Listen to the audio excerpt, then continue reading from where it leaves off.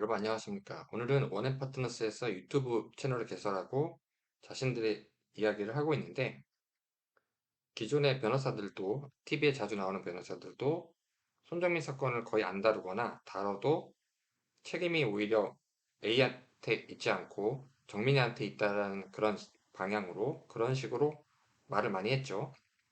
뭐 가세현도 그렇고, 손지호 변호사인가? 또 양지열, 서기호? 아무튼 이런 변호사들 전부 TV에 나오는 변호사들이 한 10명 되는데, 한 사람도 그 정민이의 억울함을 밝힐 생각 없이 그냥 야, 애매하게 가든가 아니면 A의 책임은, A의 잘못은 거의 지적하는 사람이 거의 없습니다.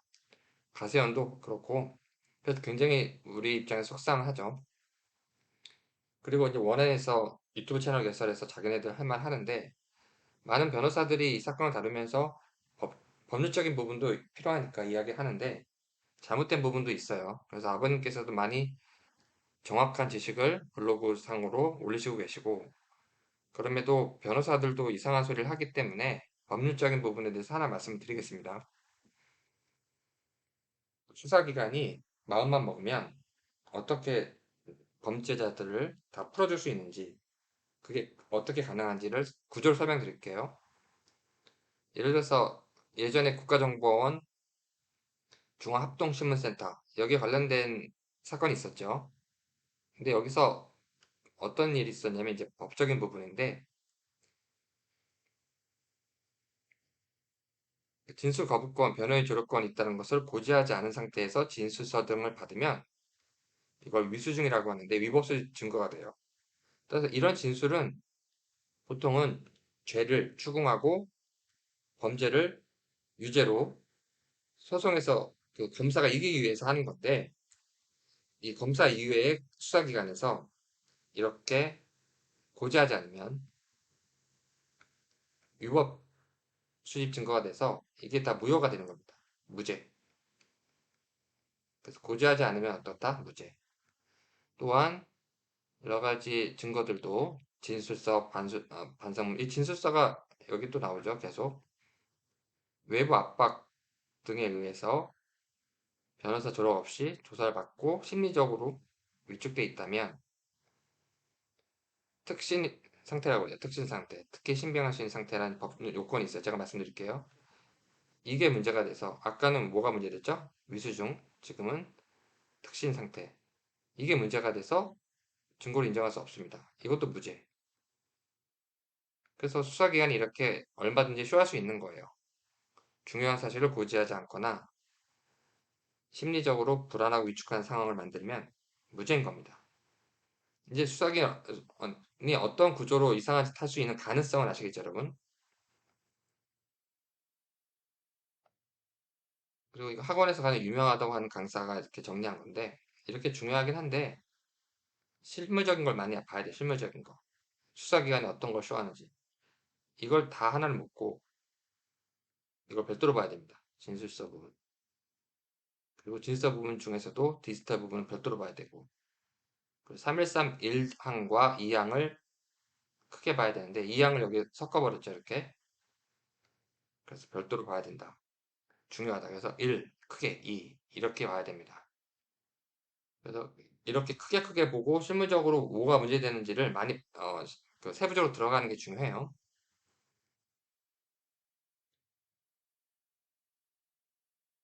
정밀사건 관련돼 가지고 가장 중요한 것은 아버님이 별도로 고소하시면서 그 CCTV 부분은 별도로 다루기로 하고, 첫 번째 중요 증거, 두 번째는 가족 대 가족 만남에서 26일 그 20분 넘게 진술한 거 있죠. 가족 A랑 그 부와 모 3명 모두 녹취록 녹음된 것도 있고, 그게 중요한 증거입니다. 녹음 관련돼서 이제 어떤 변호사들이 그 법에 대해서 이제 법칙에 대해서 전문 증거에 관한 룰을 말씀하시면서 잘못된 이야기가 좀 나와요. 그게 어떤 거 있냐면, 전문적 증거에 관한 내용 막 들어가고 이런 일반적인 게 아니고, 오늘은 대법원에 이건 판례인데 전문 증거에 관해서도 혼돈이 많습니다. 1심, 2심, 3심 다 이렇게. 그래서 정확하게 봐야 된다. 구체적으로 봐야 되고 항상 지식을 탐구해야 된다. 그래서 전문 증거인지가 우리가 알고 있는 게 알고 보니까 1, 2 이렇게 나눈다. 구분된다. 이런 게 항상 중요합니다. 나누는 거. 그래서 이걸 말씀드리고 싶은 게 아닌데 여기까지 중요한 거. 그래서 전문 증거인지는 요증사실에 따라 달라지는데 요증사실이 무엇이냐. 그래서 이렇게 판례도 최신 판례도 봐야 되고 최신은 아닌데 이게 2020년 판례네요. 2021년인데 이러한 중요한 부분이 계속 나오고 있었어요. 아까 말씀드린 그 전문 증거에 관련돼서 예전부터 계속. 그리고 이렇게 구체적으로 그 모든 판례를 끌어와서 법에 이 정밀 사건 이 녹음된 거. 그래서 핵심만 말씀드릴게요. 핵심만 보면 진술서라고 돼 있죠. 이제 일반인들 입장에서. 그래서 진술을 기재한 서류, 진술서 이렇게 알고 있는데 사실은 여기 문자, 사진, 영상 나오죠. 문자, 사진, 영상. 그다음에 컴퓨터용 디스크 그 밖에 정보 저장 매체. 이 디지털이라고 보통 얘기하는데 이게 새로 들어왔습니다. 현대 사회에서. 그래서 우리가 알고 있는 서류도 중요하지만 지금 뭐가 들어왔다? 문자, 사진, 영상들이 저장된 매체, 정보 저장 매체 이렇게 들어와 있죠. 그리고 이제 여기 단서라고 그래요. 이랑 단서, 단이라고 시작해서 단이라고 했던 부분, 이응, 이항도 중요하고, 그다음에 314도 중요하고, 감정도 중요합니다. 녹음 테이프가 제출되면 감정하고 할 필요가 있어요. 근데 안 하죠. 감정하면 여기에 관한 보고서든 기타 일체의 모든 문서, 감정에 관한 이게 다 증거가 되기 때문에 안 합니다. 절대 안 합니다. 여기에 관한 보고서든 일체의 문서든 만들어야 되기 때문에 안 하죠. 일부러 안 하는 겁니다. 경찰이. 그리고 아까 학원 강사가 얘기한 것 중에서도 별도로 빼야 된다고 했던 게 1항과 2항. 뭐가 중요해졌냐면 성립의 진정을 부인하는 경우가 있어요. 이런 경우에도 무조건 부인한다라고 그냥 피고인이 이기는 게 아니고 이제 성립이 진정이 증명될 때 증거를 쓸 수 있는데 그렇지 않을 경우는 어떡하냐? 그 알지 않은 경우를 만들어 놓은 겁니다. 단서로. 다만 이렇게 시작하고 있죠, 여러분. 이럴 경우에 피고인 아닌 자가 작성한 진술서의 경우에는 반대신문, 반대신문권. 우리나라에서 이런 역사가 짧아요. 반대신문. 근데 2016년에 들어왔는데 반대신문권이 미국 영미법의 핵심이었습니다. 이걸 들어온 거예요. 영미법 따라간다 이 얘기죠. 반대신문권 들어와서. 반대신문의 조건으로 성립 진정을 부인해도 반대신문권을 조건으로 증거를 인정할 수 있다. 그래서 그동안 많이 몰랐다. 2016년 개정되기 전까지는 반대신문권이 들어온 겁니다. 정밀 사건과 관련돼서는 일단 문자, 사진, 영상으로 되어 있죠, 여러분. 문자, 사진, 영상. 문자, 사진, 영상. 세 개인데 정밀 사건은 녹음돼 있죠. 음성은 없죠, 음성은. 보이시죠, 여러분? 음성은 없죠. 문자, 사진, 영상. 음성은 없죠. 그래서 법을 잘못 만든 겁니다. 입법적으로. 음성이 포함될까 안 될까요, 여러분? 근데 법에 안 만들면 음성을 안 넣으면 그냥 입법적 의도에 따라서 가야 돼요. 안 넣는 것 그대로. 근데 대법원 판례가 있었고 대법원 판례를 입법화시킨 그런 입법 연역이라고 하는데 입법자의 의사를 추론할 수 있는 입법 연역이 확인되면 굉장히 이 해석에 있어서 굉장히 중요하게 됩니다. 따라서 여기에 관련된 논문을 보면 논문에 판례가 있죠. 2012년 판례인데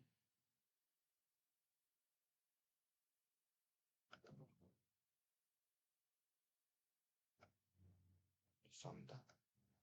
2012년 판례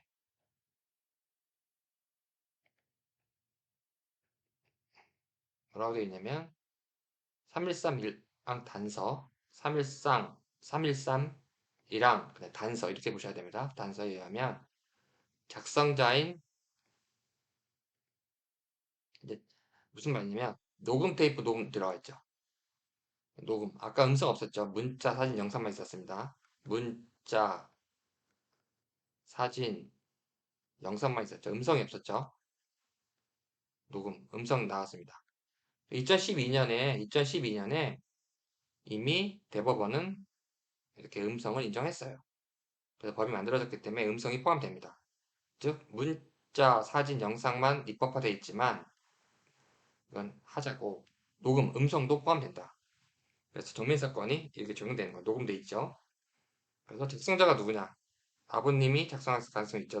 녹음한 자, 유족 누구든 작성자가 이게 누구누구의 목소리다 이렇게 증명을 하고 나하가 특신이라고 말씀드렸죠. 특신 신비 상태. 특신 상태를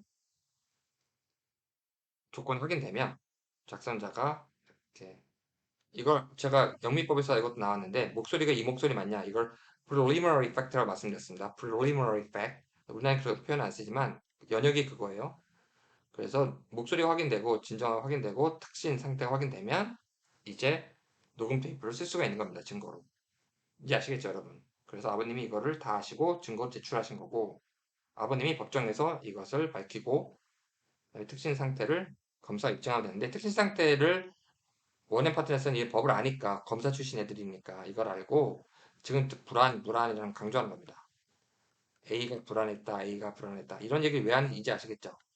왜 이걸 이렇게 얘기하는지 아시겠죠? 다 이유가 있는 겁니다. 하나하나가 다 이유가 있는 거예요. 원앤 파트너스에서 하는 이야기는 1차, 2차 입장문도 하나하나가 다 있는 겁니다.